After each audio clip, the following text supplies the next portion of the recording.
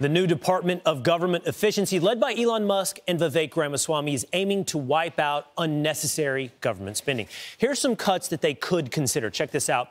Over $500,000 from the National Institutes of Health awarded to Russian labs to study cats walking on treadmills. How about $39 million to oversee DEI efforts? $50 million, I'm serious, to study monkeys, testing how they performed while on meth and injecting them with female hormones. $1.3 billion in checks sent by the federal government to people who have already passed away, and $7 billion wasted on empty federal buildings. Now, Doge is beginning to recruit.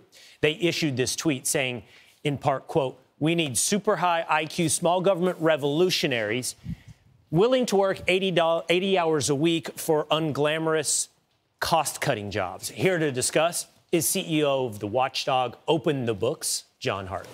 Hey, John, thanks for being with us this morning. Let's talk about Doge. We just walked through some of the more ridiculous ways the federal government spends money.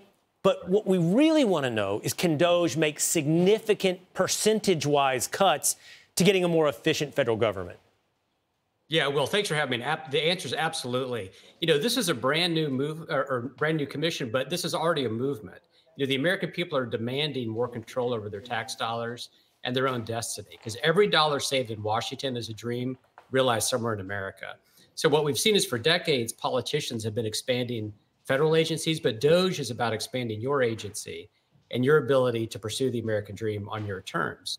So what we've pointed out at Open the Books is we've built the biggest database of spending in history. We have 10 billion lines of code, and you can very quickly get to $200 or $300 billion through some of the things you just pointed out. We can go after things like duplication in the federal government, improper payments, Medicare fraud, getting rid of DEI. We did some great reports on DEI and Department of Education, HHS. Right. And so once you do that, then what I think Elon Musk and Vivek are going to point out are new efficiencies, ways to use technology like AI to take those savings much further. And then once you win the support and trust of the American people, again, with this movement, this bottom-up movement, you can begin to look at these bigger ticket items like entitlement spending that you really need to think about reforming to get at $2 trillion. Well, I want to share with the audience, you can take a look at the way that federal government spending has grown since, I believe it's since the 1960s up through today.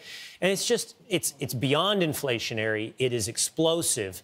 You know, Vivek, for example, has talked about things like the number of federal employees obviously being inefficient and over-bloated. But he's even talked about, like, you know, Social Security numbers, every other, odd and even, letting people go within the federal government. And whether or not that's the mechanism or not, the point is there needs to be significant cost cutting, significant beyond just identifying the absurdities. Can we scale this thing down to efficiency? Yeah, I think absolutely. Look, you know, my boss, former boss, Tom Coburn, was on the Simpson-Bowles Debt Commission. And he was able to get rid of earmarks and actually help bring about the only spending cut in American history since the end of the Korean War. And he didn't have Elon Musk on the side. He didn't have Vivek on the side, or even a president that was supporting what we were doing 10 or 15 years ago. Right. So when you have the American people at your back and you have Elon Musk, you know, turning the bully pulpit up to 11, they can go much farther than we ever thought we could go 10 or 15 years ago.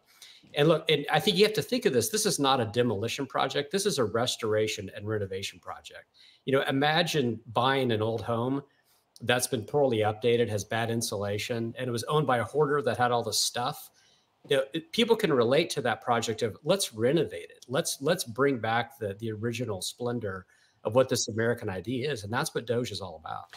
Well, Musk's role in this, I suspect, has to be bigger than simply making recommendations to Congress. It's going to have to find some accountability or enforcement mechanism for members of Congress who don't choose to walk down the path of efficiency. So we'll keep up with what he does on an ongoing basis.